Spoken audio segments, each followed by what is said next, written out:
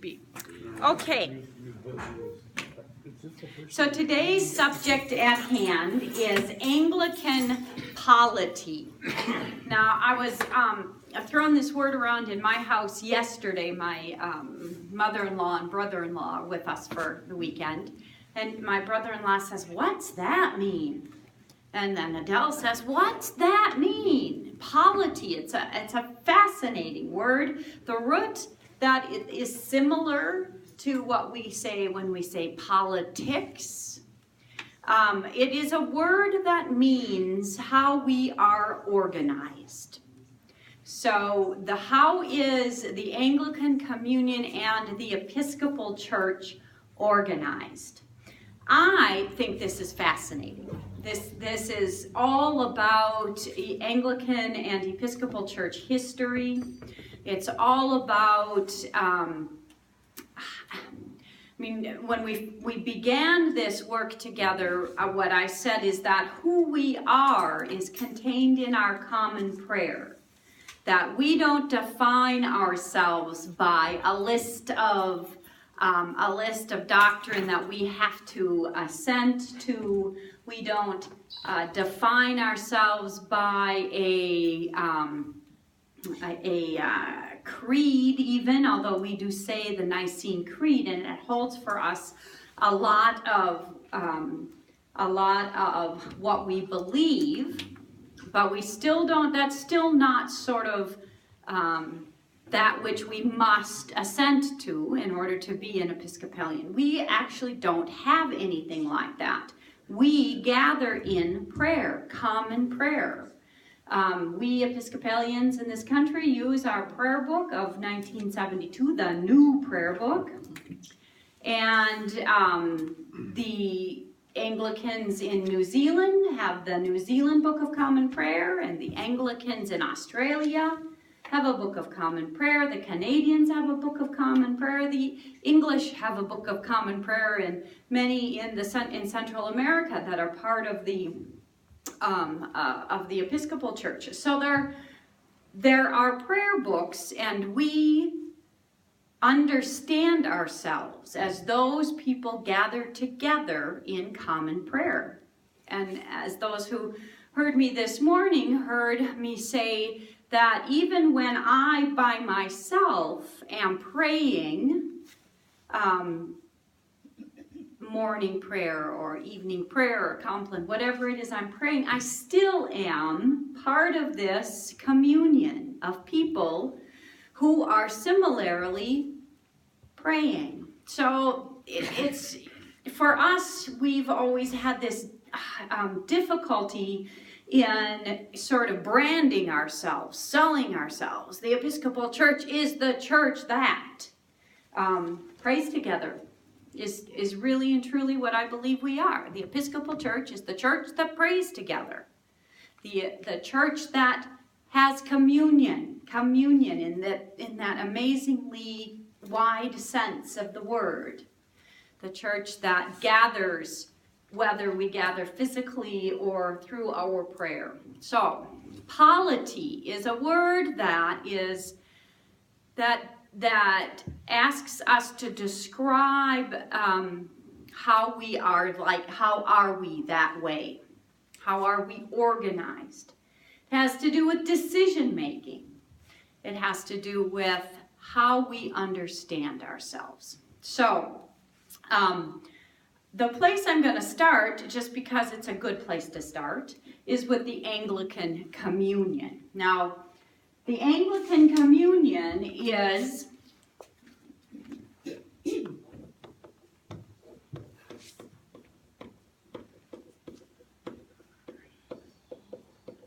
what a lovely thing, the Anglican Communion. So the Anglican Communion is that collection of provinces, some call province, some call diocese, that collection of people who gather around common prayer all over the globe. So we all find our roots in Reformation England. That's where our Anglican roots are found. But those roots go even deeper into all of that which came before the Reformation. We don't understand ourselves as different from or apart from that which came before us. If you were to think about a tree with branches, and the trunk of that tree might be what is called the Catholic Church. And I don't want you to think in terms of denomination today. I want you to think in terms of the historical church that is Catholic, universal. That church in which all of us began. So think about that as the trunk. And then the first, I do believe the first limb, maybe the lowest limb of that trunk, is the Eastern Church, the first great Reformation of the Eastern Church. Okay? So that was the first time the church sort of schismed, the first time the church, there was a break, at least that we really, really count for. So that would be the Eastern Church that we now understand as Orthodox, Eastern Orthodox. So that's the first big branch, or first big limb. And then there were all sorts of little this, that, and the other things, people who didn't like this and that. But then the next big piece, the next big limb, we have at the Reformation. So Martin Luther kind of represents that piece of history. And after that point, just think about splinters, because that's the speed at which there were break-offs, just splinters all over the place. So we have Martin Luther and the Reformation. We have the Puritans of sort of northwestern Europe. Now I'm not talking east, with the Eastern, but northwestern, the Dutch and the all that whole piece of where Puritanism came from. And we have then the Anglican Church in England. And I choose to think about this as the Elizabethan settlement. Some will say that this was Henry VIII's breakaway. But what we understand today is because Elizabeth was an amazing consensus builder, and she had power and said this is the way it's going to go.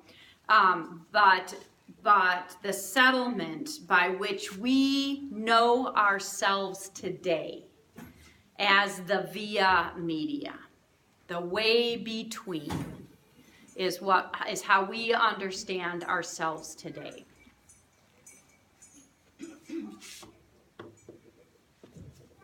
So what is the way between? What are the two things that we are between? A rock and a hard place. Could be rock and a hard place. What now? Roman and You know, as a Catholic, I never called myself a Roman Catholic. Only after I became an Episcopalian did I understand what a Roman Catholic was. Episcopalians really say that. Yeah. What? We always do. We always say Roman. I know. I never knew that until I became an Episcopalian. Well, and what I finally learned, Protestant, is that right? What I finally learned about that is that there are those in the Anglican/Episcopal Church that call themselves Anglo-Catholic, who are even more Catholic than Catholics. Right. So that I didn't know that. So that is one thing I learned when after I became an Episcopalian. So the Episcopal Church, beginning with its roots in the Elizabethan settlement in England, found its way as the via media, the way between the Roman Catholic with the Pope and the Protestant church that encompassed everything else.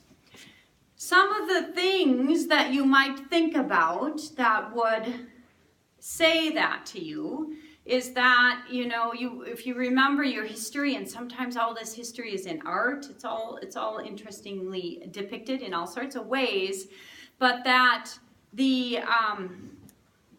when the unrest in England was happening, it had to do with, we don't want all of that stuff that looks like it's Catholic in our church. So that means let's get rid of artwork and candles and tapestries and vestments, and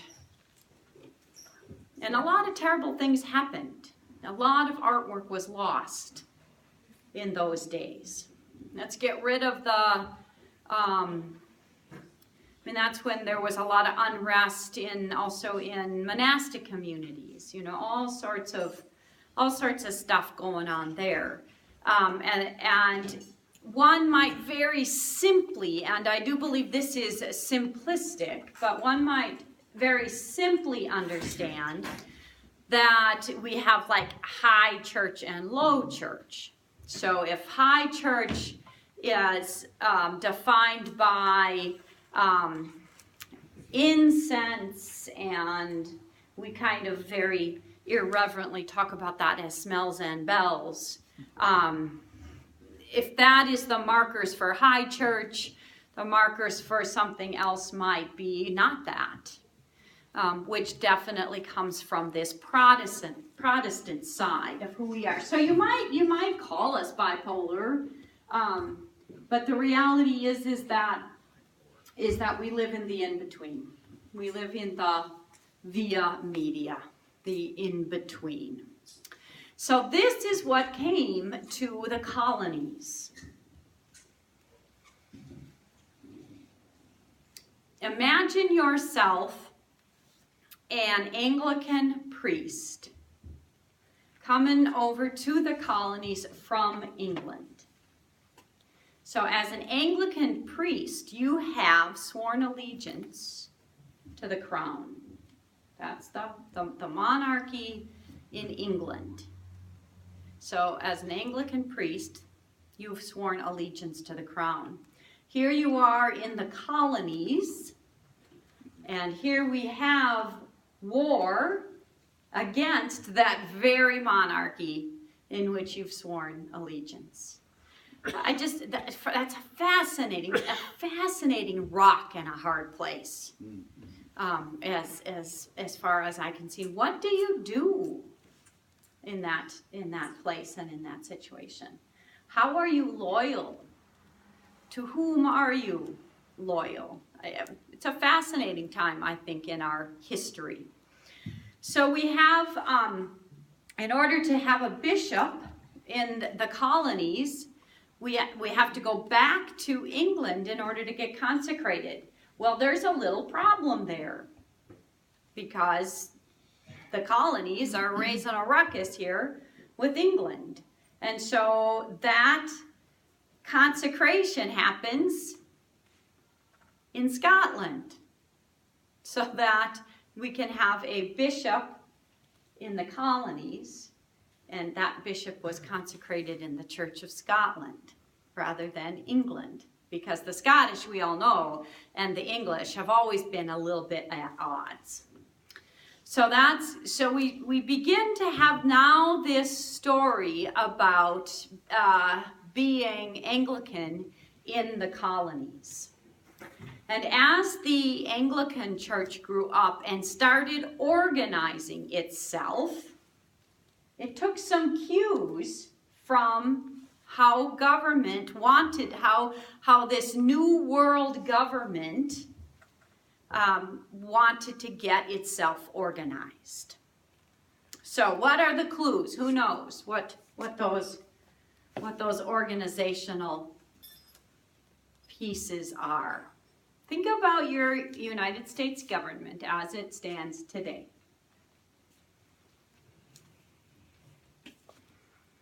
Got to harken back to our civics classes, which we all took. And we have two branches of government. Well, we have three branches of government, but we have Executive, an executive branch legislative, and judicial. Okay, so I want you to think particularly into the legislative branch. How is that organized? Yes? Well, when I was first taking confirmation classes and so on, it was kind of commonly said, well, guys wrote up the Declaration of Independence and all that stuff, and then they walked across the street and did the same for the Episcopal Church. Okay. So we had, the House of Deputies. There you House go. of Bishops, and that kind of stuff. And they really are quite parallel. They are, exactly. The House of Deputies and the House of Bishops. And in between conventions, which happen every 3 years, triennial, in between conventions, we have an executive committee that makes decisions on behalf of convention and enacts the legislation that convention has passed. So we are in this place where we live our lives, our organizational lives by the House of Deputies and the House of Bishops. So let's take a quick picture of each one of those houses and how they work. The House of Deputies is made up of elected people from every diocese. Most dioceses have 4 elected deputies. 8 elected deputies. 4 of those are clergy deputies, and 4 of those are lay deputies. Now that's kind of the ordinary way it goes. Some dioceses will have less depending on how they are funding that. Some dioceses will fund all of their alternates as well. So you can have up to 4, well, it depends on what the diocese funding is, but some dioceses who have these kinds of funds will also have 4 alternates in each of these orders. So on the House of Deputies floor, at any one time when the House is in session, every diocese is represented by 4 clergy deputies and 4 lay deputies. That makes for a huge group of people. I think we're talking about 800-ish. About 800 people on the floor in the House of Deputies. Okay? That House of Deputies elects its president. So the person who presides is the president of the House of Deputies. The president of the House of Deputies today is the Reverend Gay Jennings.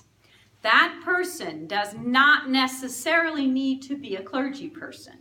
It is as easily a lay person. The most recent House of Deputies president, just before Gay Jennings, was Bonnie Anderson out of Michigan, and she is a lay person. She continues as a deputy. The president of the House of Deputies must be an elected deputy from their diocese. So there became, how many times ago, what was, names escaping me, George Werner, who was just before Bonnie. George Werner was just before Bonnie, he's out of the Diocese of Pittsburgh, and was not elected deputy. He was the president of the House of Deputies. His diocese did not elect him deputy. So, therefore, he could no longer be the president of the House of Deputies. So I find that just a fascinating and funny sort of thing. His diocese and he were in disagreement over things at the time, and therefore he did not get elected deputy again. So then the House of Deputies elected Bonnie Anderson as their president. Bonnie Anderson stepped aside, and the Reverend Gay Jennings is now the president of the House of Deputies. She's a great woman and does a really fine job. Any questions about how the House of Deputies is made up? About 800 people.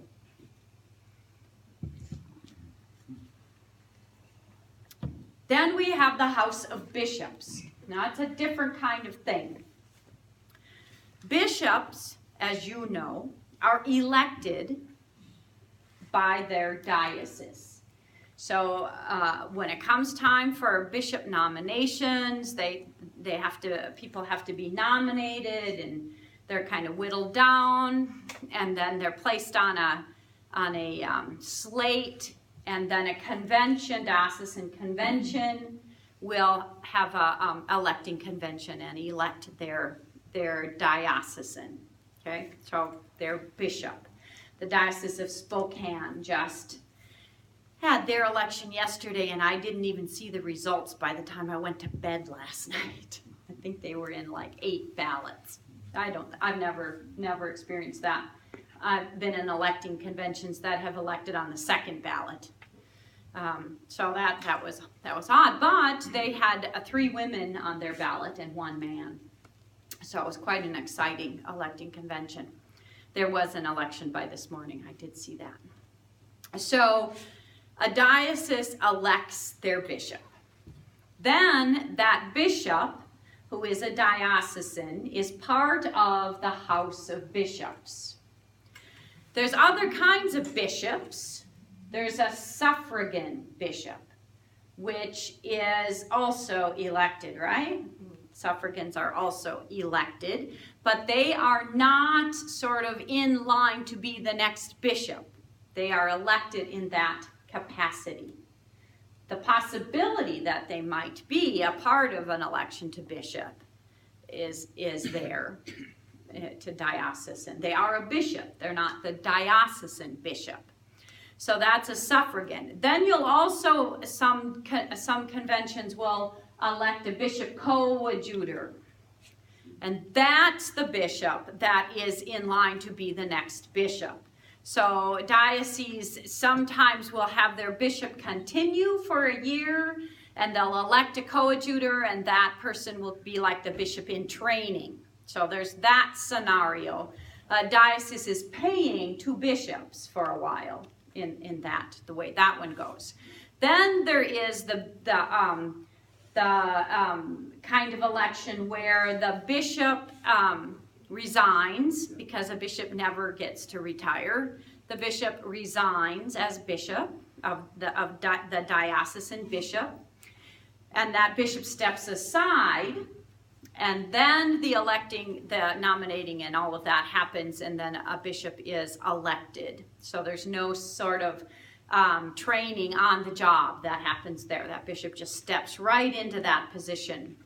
I was going to say something about that. Coadjutor, but not. Oh, the in-between. The in-between. And any time there is no diocesan, okay, then we have the standing committee, okay?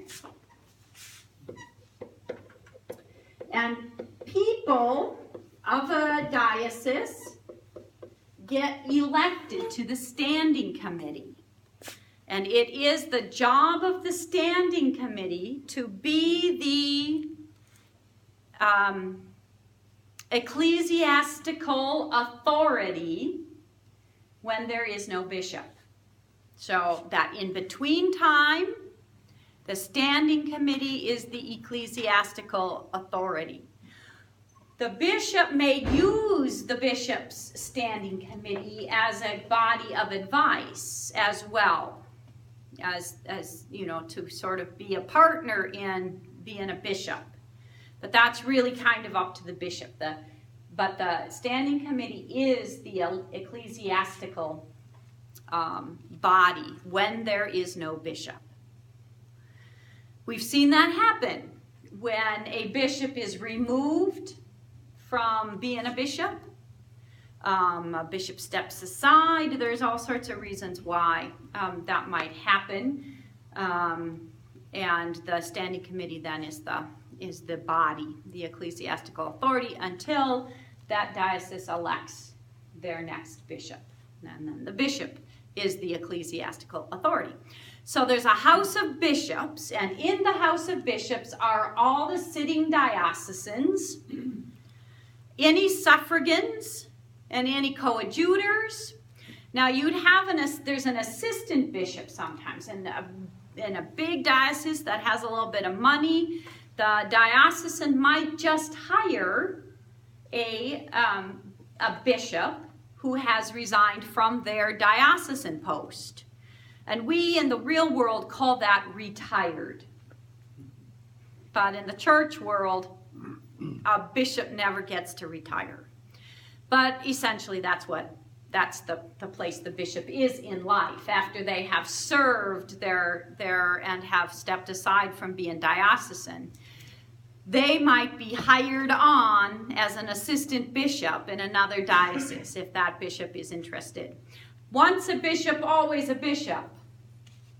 So those people, those bishops, may have seat and voice in the house of bishops. Now that's a bit of a conversation always going on. Is that a bishop that does not have a diocese, should that person have a vote? Some bishops think that they shouldn't have a vote when they're in that position, and so they don't, but others do. So that's something that is probably a long time off in settling. So at this point in time, we have the House of Bishops and the House of Deputies. The House of Bishops is about a quarter of the size of the House of Deputies. Remember, 800 elected deputies in the House of Deputies, and not nearly that many bishops in the House of Bishops. Okay? This is, yes, John? I think you also should note that when a bishop is elected by a diocese, the whole church gets involved because the standing committees of a majority of the diocese and the bishops of a majority of the diocese also have to agree to that election. Thank you for reminding us of that, and that is a really important piece. That we as the whole church, as represented by our standing committees, which we elect at our diocesan conventions, get a voice in the assent of the election of a bishop. Our standing committees must say yay or nay on those elections, and our bishops must say yay or nay. And every once in a while, it happened in this oh, it did. Okay. With James DeCoven. Okay. Oh, yeah. I remember reading that. Yeah. Yeah. So that's how that might happen. The standing committees and the bishops come up with a no on that. And it happened in where? Michigan. Yeah. I don't know that. Chicago? No, Chicago. I don't think so. Michigan it was. Michigan. I know for sure it was Michigan. Virginia? It would be a possibility. Yeah, I think there was something. I think one of them was really hot. Yeah.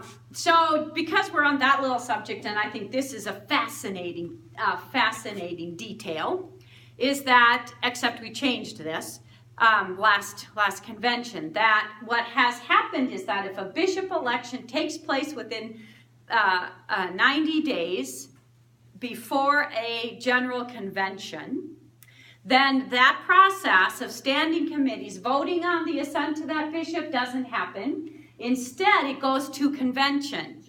And convention then hears testimony on why this bishop should be the bishop of this diocese, which duly elected them to be bishop, and the entire convention has a say in that. This is the scenario that we experienced in 2003 when Gene Robinson was elected bishop.